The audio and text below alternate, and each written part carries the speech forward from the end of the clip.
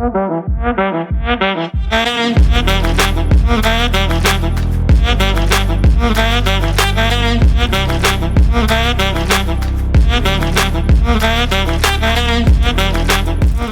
to Homegrown in the Heart. I'm Bill Pickett. My special guest and friend today is Moriet Miketa. Moriet is a real estate agent here in the Valley, and what does that mean? That means she's somebody that helps people buy homes and plant their roots deep in this valley. She's also has a YouTube channel where she talks about the positive things that make this valley and the people that live here special. Welcome, Moriet. Thank you so much. So tell us a little about born, raised. Tell us that story. Let's go way back. Way back, yeah. I'm a California kid, SoCal. Okay. Yeah. Okay, where at? It was called Covina. It was a Swedish community just east of LA. It's a Los Angeles community. Yeah. Okay. Orange Groves, beach time. I loved it down there. Okay. 1976, my dad decides to move us up to Yakima, Washington. Okay. And follow his brother and start a company called Trail Wagons. Did you think the world ended? It pretty much ended. In fact, I didn't talk to my dad for 30 days. Okay. I was furious. We left a cul-de-sac filled with kids, went to the beach all the time. My mom's from Sweden. We had a huge Swedish community that we were involved with. And then we moved here in the middle of nowhere on a hillside on West Valley with 5 other houses. You know, it was a hard transition for sure. And how old were you? I was 10. 10 years old. Mm-hmm. Wow. Yeah. Okay. And where did school start for you then? Were you out in West Valley? No. It's so interesting. So I graduated high school at 17 because of the way the school system started down in California. So when we came up here, I was always the youngest kid in class, so to speak. Okay. But I'm a Gilbert Wilson Knight grad. Class of 84, 40-year high school reunion. Shout out to the cadets. Yeah. All right. Okay. Yeah. And in 76, so you move up here, right, during the bicentennial year. Yeah. I'll never forget it because I was a 6th grader at Apple Valley. Oh, wow. Yeah. And the Portland Trail Blazers won the NBA World Championship. Never forget that year. And it was the 200th birthday of America. Look at you. And you were moving to the Yakima Valley. That's a nice anchor there. Okay. Mm-hmm. And so tell me a little bit about mom, dad.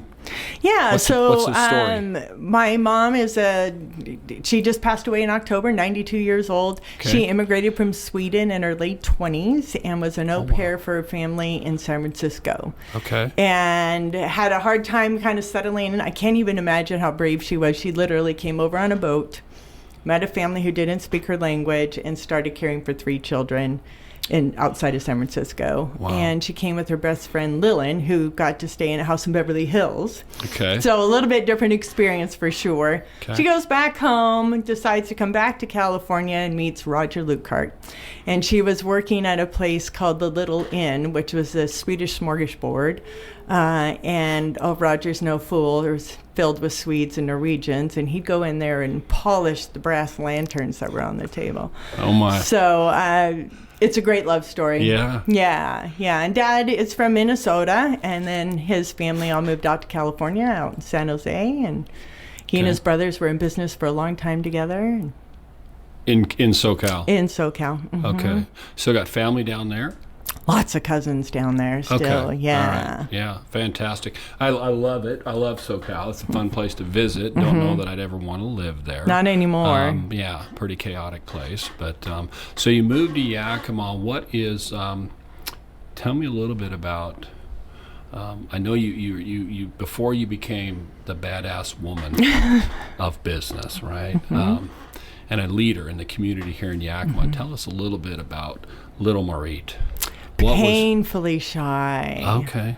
So shy. And my dad he was a great big man, 6'5", big personality, and I just lived behind his legs because I loved being in his presence. My mom was also very tall, and so they were a little bit of a force, and I was always the shy kid. You know, we're here 5 days in Yakima. My brother knows everyone on the street. All the kids are over in the pool, and I'm hiding upstairs. Like, I was super shy growing up. And that got a little bit easier. And then when I graduated high school, I swore I'd never move back here. Okay. Went to WSU, moved to Seattle, never came back in the summers, just lived and worked in Seattle, go back to WSU, graduated, fell in love, moved back to Seattle. Okay. You were not coming back to I was Yakima. not coming back. Okay. I was not coming back. So before we go too far forward, because I got to figure out this WSU piece, right? For young people, I love doing this and words of wisdom. If we can pull some of them out for young people growing up, you're a shy person growing up in Yakima. How does one move past that? Because the person I see in front of me is not a shy, fearful person, right? How do you work through that process? Well, that is a very interesting question. I think a lot of encouragement from my dad. He would continue to sort of push me out there, whether it was participating, helping with fundraisers. He was a big Ducks Unlimited guy, and I would help with the art sales or the auctions, and just constantly trying to encourage me to go out.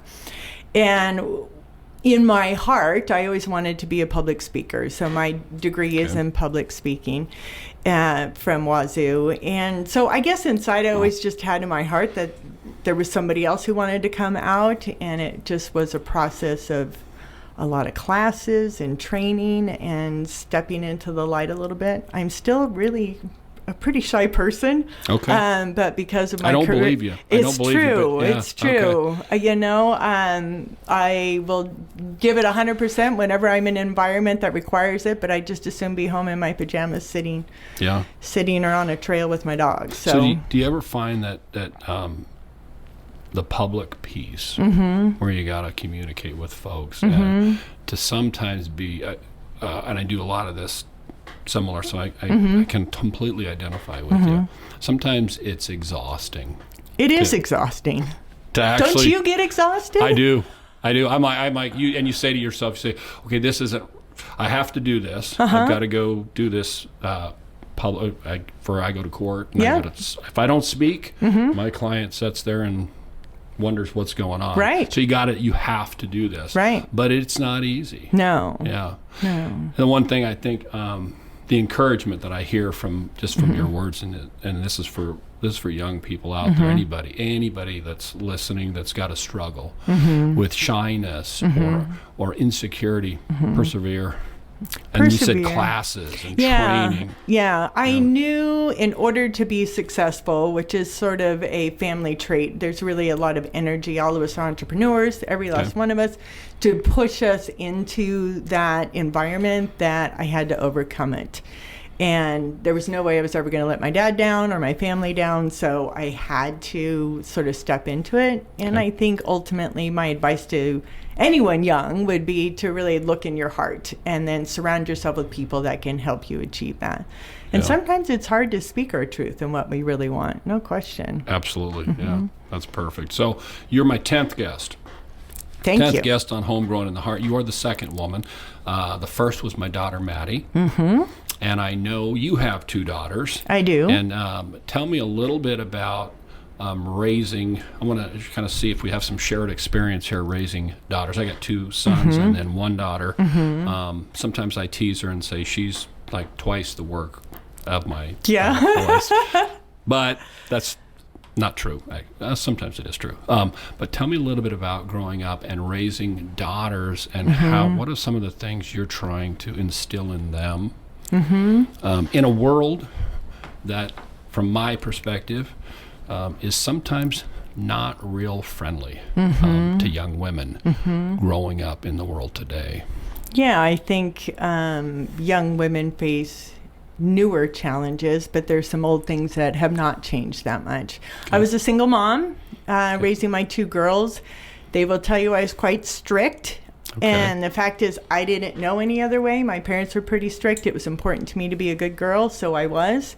Always followed the rules. And on top of that, they're attractive, beautiful girls, and I protected them with all I had. So that was important to me. And at the same time, to give them the opportunity to do more things and participate more. So I think it's a generational thing. My parents were older when they had my brother and I. So my dad worked all the time, and while I was fortunate to have my mom home, remember she's from Sweden, she grew up during World War II, so a little bit different life experience that she was bringing to our family. So I wanted to participate in all the girls' sports and be there in any awards things or school functions. So this was a perfect career that allowed for that, that I could have that flexibility.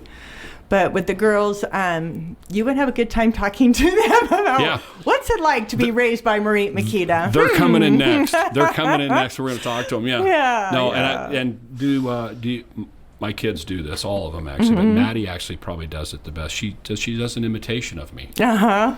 I don't know if you're. Oh, if you're yeah, I get it. And literally, she's got me cold. She can do, Little Bill Pickett. Very quickly, and it's I look sometimes and I'm like, oh gosh, do I really act that way? Yeah. And she's like, yeah, you do, Dad. Yeah. Okay. Good. And the other thing was, I think, convincing they can do whatever they want and trying to expose them to as much as I could. We went every year to an event called Mastermind in San Diego, and it was put on by the coaching company that I've used now for 20 plus years. And they would bring in speakers from all over. And I know that had a profound impact on them and their way of looking at the world. So it was, as they got older, it was so fun for them to tell their friends, oh, I saw John O'Leary. He's this young man who got burned from head to toe. And they would repeat the stories of what they saw, and it was amazing. Yeah. So experiences. Yeah. So give us a word. And this is that organic part. Okay. Give us a word for single moms. Because or an encouraging message for single moms, because you've been down that road, and I don't know, because I've never been a single mom. Right. But I'm guessing there's all kinds of challenges and joys and disappointments and all of life mixed into that world, and there are lots of people who find themselves there in this world today. My advice, now being on the other side, is never lose sight of who you are. I think as a single mom, you get so thrown into your kids and managing schedules, getting them to school, laundry, sports, all of that stuff. It's easy to lose yourself, and it's so important that you find time for your friendships, time for yourself, and I would always encourage a woman to have a career of some kind, whether it's a creative passion, but something that fuels you, because it really is. I see it all the time with the single women that I help, especially when they're stepping newly into having to go back to work, lost, because their life has revolved around raising their kids. Right. Yeah. It's easy to do, for sure. Right. We've been, the Picketts have experienced a smidge of that as our kids went off to school. Because Laura and I both, we sort of teamed up, and a lot of life was about kids. Although I spent a lot of time working, probably being a workaholic. Not probably, I think people would testify that you're a workaholic. But when they go away and you spend all this time preparing them to leave, and you never figure out, oh gosh, I should prepare my own heart for when they're gone, right? Like, you get fooled a little bit.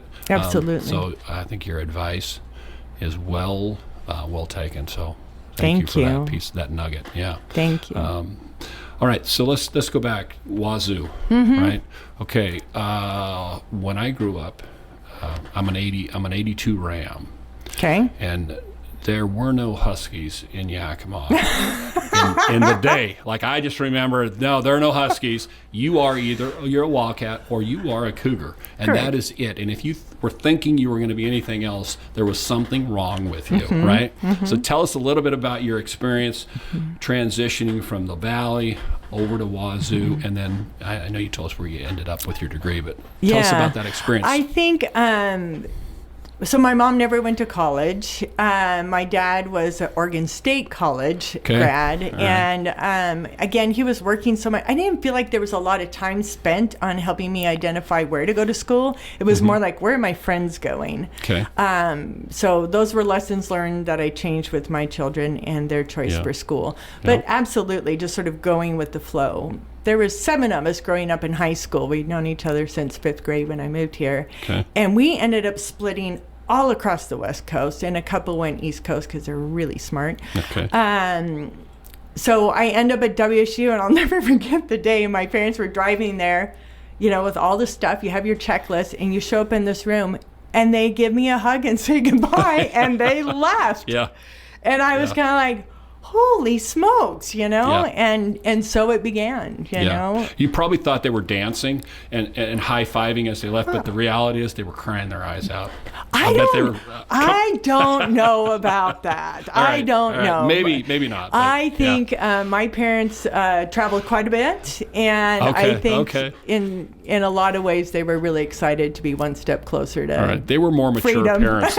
They were way more mature, because I remember leaving UW with our first Jack, and Laura cried at least all the way to Indian John Hill. Yeah. I mean, it was, and I was like, I couldn't even look, because I was like, honey, it's okay. They got to grow up. Yeah. I mean, when I dropped off my girls, one at a time, they're 3 years apart. Yeah. I did not cry. I was so excited for them. Yeah. I really was. I was like, this is fantastic. You are ready for this. I hung out a lot longer than an hour. But, it wasn't a quick hug. It wasn't. I really, I was so excited for that adventure for them, really.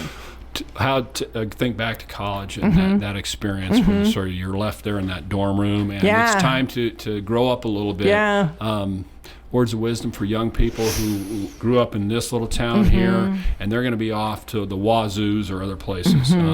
What would you say to them? I think in today's world, these kids have more opportunity to look at something different. You don't have to follow this traditional route of graduate high school, jump right into a 4-year.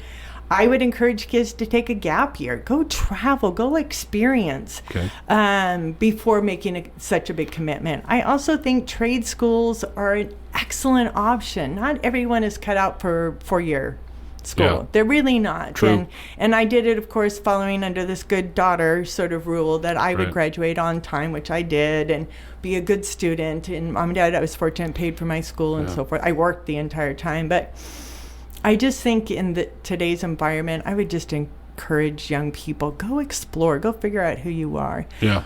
I'm tracking you. At the same time, there's an energy, I think, around you don't need a 4-year degree. Why do you want all of this debt? I disagree with that, because Same. Yeah.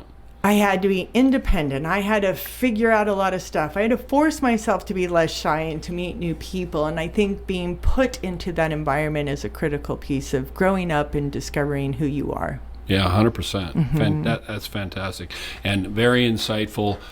We disagree, not on the college degree. I mean, I'm like, absolutely, college is, if you are college bound. Yes. And it allows you to expand as a human being. Correct. Right? The gap year, though, that's what we disagree on. Okay. And the only reason is, for me, a gap year became a gap decade. Yeah. And there are some of us who we get into that gapdom. Sure. And we don't know how to turn it off. So, I told my kids, so we're gonna have to cut that part out of the interview. Okay, fine. Where because my kids will be going, Dad, do you see?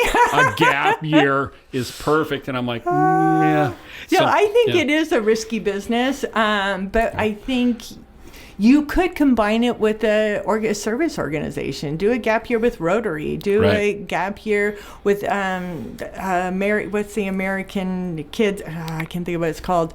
But there's other organizations that support you so that you have structure. Bingo. And then come back and decide, okay, I'm going to pursue X, Y, Z. Yeah. Don't want to spend a gap year, let alone a gap decade, just wandering, drinking and fishing and correct, chasing dollars. Yeah. Okay. Yeah. You do something really, really special. Really special. And it's you as a real estate professional. Yes. This is my purview here, so correct me if I'm wrong. But you actually help people find their place to sink roots into the community. And I know you do that through this concept where you're buying and selling homes, where people actually, a home's a home, but where people build their lives. So when I say it's really special, it's really important. That's what I'm referring to. Tell me a little bit about how you got into that, and then I'm going to ask you some other questions. Okay.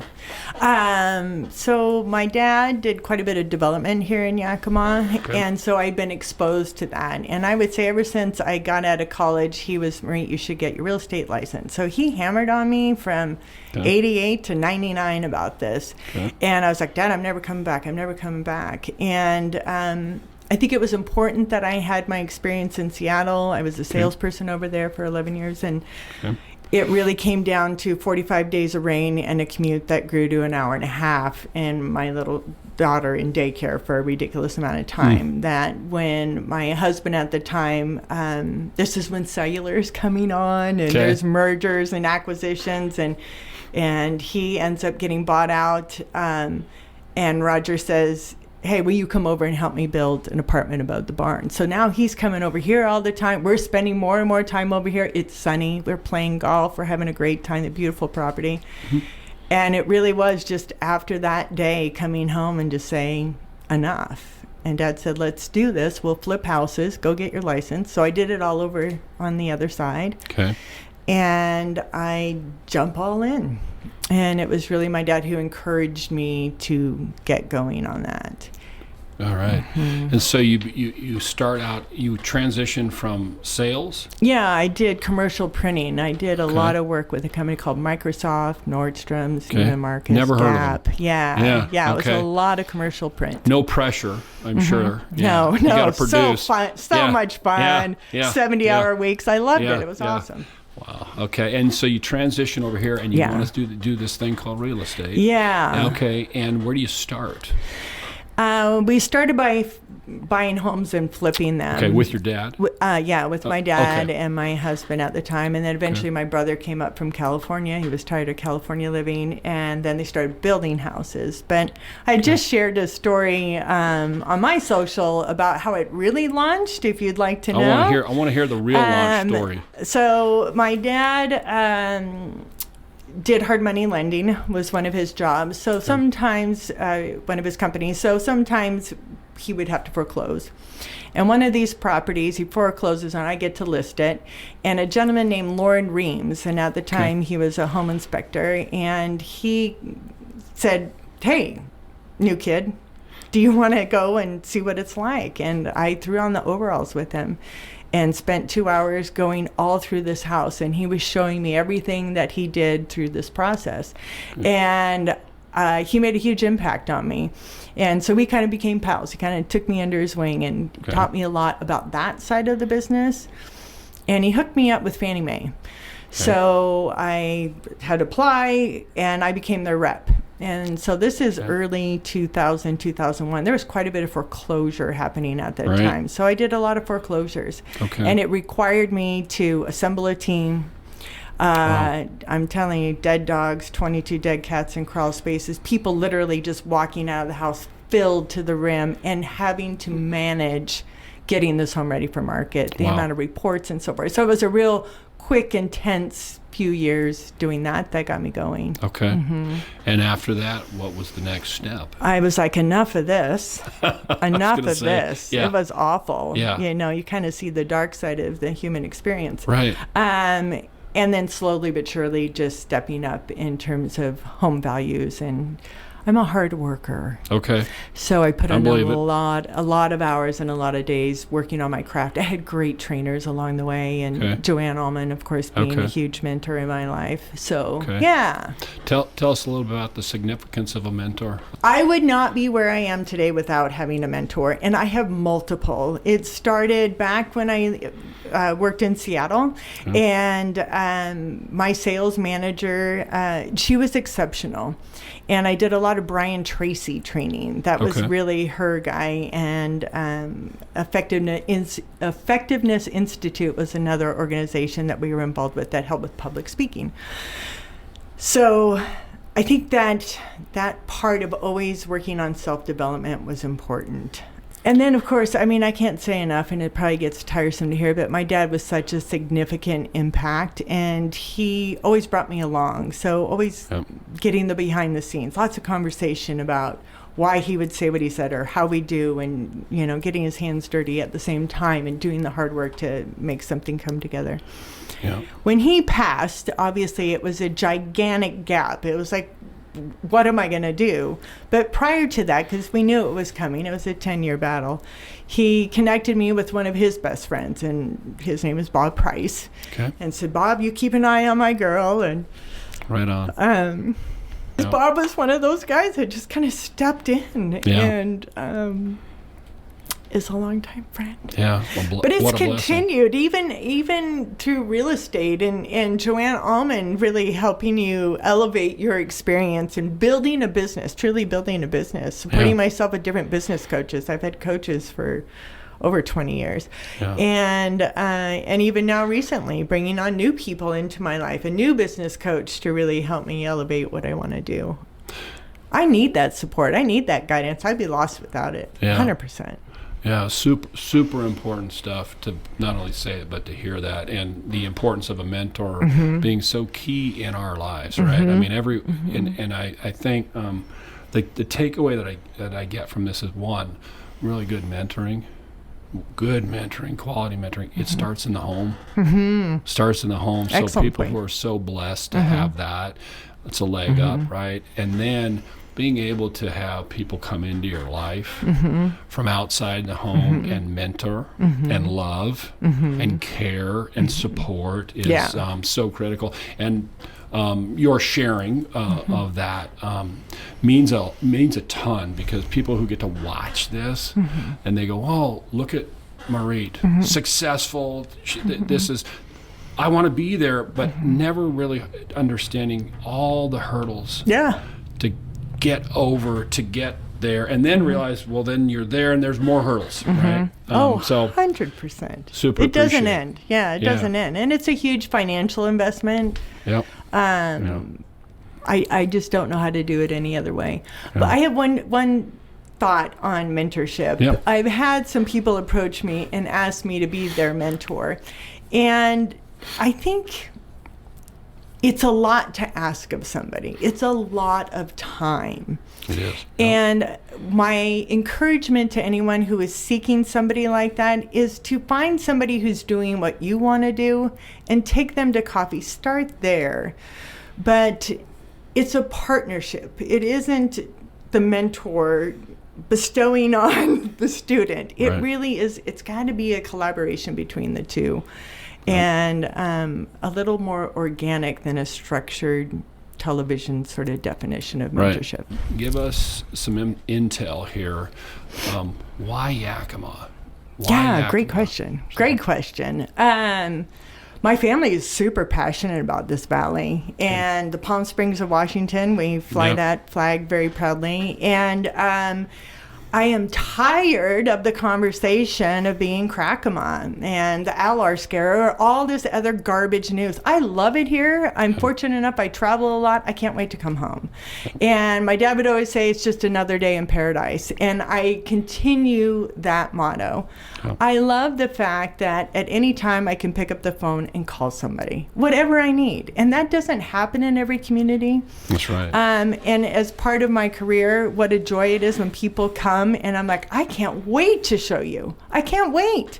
And tell him all these different things about the valley. And I'll tell you, it is through my career that people have said to me, you're the first person that has been so positive about the valley. Even the people hiring us that took us to dinner are poo-pooing your city. Right. What a disappointment. Right. Yeah. Right? Yeah.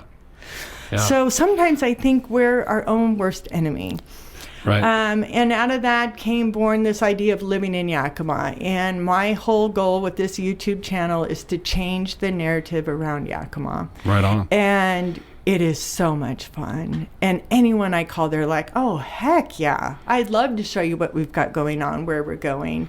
And it's been really fun. So talk to me a little bit about the YouTube channel. So this is a shout out for your podcast, Tell us how people can, if they want some encouragement, Yes. or if you're discouraged and you live in the valley, and you want to be upbeat and see some of the good things that are happening in this valley, where do they go? They go to YouTube, Okay. and it's called Living in Yakima, and it's a series of short and long form videos about what's happening in Yakima. Right on. I interview business owners across the valley. I take people, show them behind the scenes at apple packing, to walking in hops, to restaurants all across the town. So really just Right on. responding to what people want to know more about. Yep. I was fortunate enough recently to do 2 different interviews. You would enjoy this very much. Okay. One was Trevor Green with the Yakima School District. So Okay. one of the big objections that I get with people relocating here is if they go online and the school numbers are not pretty. Okay. They're not pretty. Okay. And I wanted him to speak to that. Why is it? What is the Yakima School District doing? It was really educational. So I'm hoping that'll help people gain perspective.